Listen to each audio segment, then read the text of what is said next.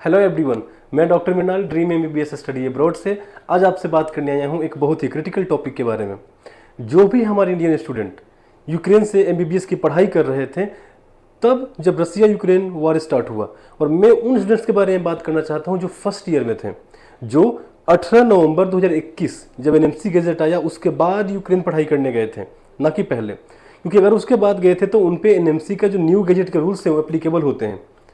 कुछ बैचों का हमें कॉल आया, मैंने बात किया, हमारे काउंसलर ने बात किया, सबका एक ही क्वेश्चन था, कुछ 3 पॉइंट जो बार बार वो पूछ रहे हैं। कुछ का कहना है कि क्या हम पढ़ाई यूक्रेन से ही कंटिन्यू कर लें, ठीक है। कुछ का कहना है कि क्यों ना हम ट्रांसफ़र ले लें और ट्रांसफ़र लेके किसी दूसरी यूनिवर्सिटी से कंटिन्यू कर लें, ठीक है। कुछ का कहना है कि क्यों ना कहीं फ्रेश एडमिशन लेके स्टार्ट कर लें। उन्हें क्या करना चाहिए, इस बात को लेके बहुत ही कन्फ्यूज़न है, बहुत ही ज़्यादा कन्फ्यूजन है कि किसे क्या करना चाहिए, और किसी को समझ में नहीं आ रहा है कि वो उस पर क्या एक्शन ले और किससे सजेशन मांगे, क्या गाइडेंस ले। मैं 1 बाय 1 इसको डील करता हूँ, ठीक है। सबसे पहले जो भी स्टूडेंट 18 नवंबर 2021 के बाद गया है, एक पॉइंट को क्लियर कर देता हूँ। अगर वो ट्रांसफ़र लेके अपनी एजुकेशन को कंटिन्यू करता है, ठीक है, तो उसकी जो डिग्री होगी एमबीबीएस की वो वैलिड नहीं होगी इंडिया में लाइसेंस के एग्ज़ाम के लिए, यानी कि वो इंडिया में डॉक्टर नहीं बन पाएगा। क्योंकि 18 नवंबर के बाद गया है तो उस पर तो एनएमसी का रूल्स अप्लाई हो गए। नया गैजेट जो आया है 18 नवंबर को, उसमें क्लियरली लिखा है कि आपकी पूरी की पूरी पढ़ाई, पूरी की पूरी इंटर्नशिप एक ही यूनिवर्सिटी से होनी चाहिए, सेम यूनिवर्सिटी से। तो ट्रांसफ़र का तो कोई ऑप्शन ही नहीं है, इसको हम कट कर देते हैं। आते हैं अगले पॉइंट पे। अब बचा कि क्या हम यूक्रेन से ही कंटिन्यू कर लें। अब ये एक सिचुएशन ऐसा है जहाँ मैं भी सजेशन कर सकता हूँ क्या करना चाहिए, क्या सही होगा गलत होगा, ये आप, आपके पेरेंट्स, आपके गार्जियन जो हैं वो बैठ के डिसाइड करें तो अच्छा होगा। मैं अपना पॉइंट ऑफ व्यू बता सकता हूँ।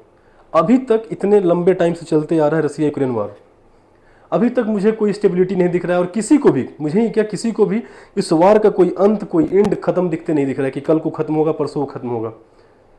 कोई नहीं जानता है किस कंडीशन में जाके वार खत्म होगा, कौन वेटेज पॉइंट पे होगा, क्या आउटकम आएगा, अभी किसी को नहीं पता है। कल को वार खत्म हो जाए फिर भी मुझे लगता है कि यूक्रेन को खड़ा होने में, वापस से कंस्ट्रक्शन रिकंस्ट्रक्ट करने में, जो यूक्रेन पहले था जो आपने देखा है, दोबारा से इस यूक्रेन को वही यूक्रेन बनने में बहुत लंबा समय लगेगा। क्योंकि अभी किसी को भी ये होता है कि फियर्स फाइटिंग होता है, तो बहुत स्पीड लड़ाई चल रही है तो उसका एक रिजल्ट आ जाता है। अब ये लड़ाई आ चुका है सैचुरेशन में, अभी आराम आराम से लड़ाई चल रही है, इसका कोई भी एंड जल्दी दिखने वाला नहीं है, ठीक है। और दिख भी जाता है तो इसका फ्यूचर स्टेबिलिटी मुझे नहीं दिख रहा है, अभी फिलहाल कुछ नहीं दिख रहा है।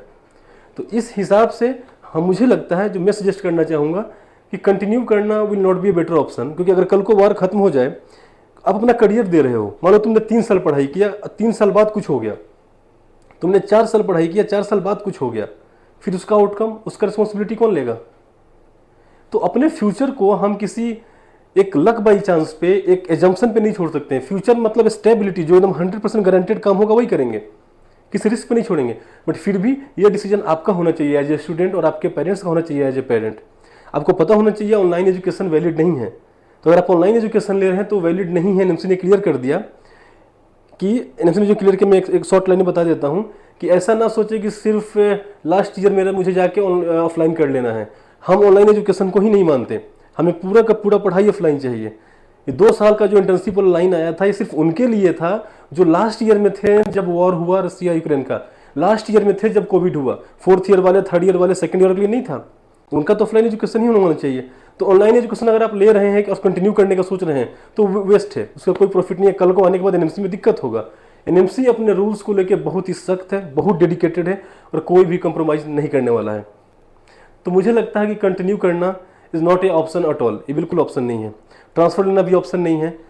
बेस्ट ऑप्शन होगा टू स्टार्ट न्यू, सिरे से स्टार्ट करना। बट इसमें भी आपका नुकसान, समय का नुकसान, पैसे का नुकसान।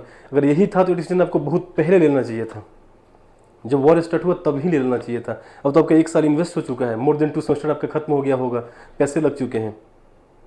बट द बेस्ट ऑप्शन, जो अभी बेस्ट ऑप्शन है, जो 18 नवंबर के बाद गए हैं, कल भी मैंने यही बोला था, आज भी यही बोल रहा हूँ, वो है टू स्टार्ट न्यू।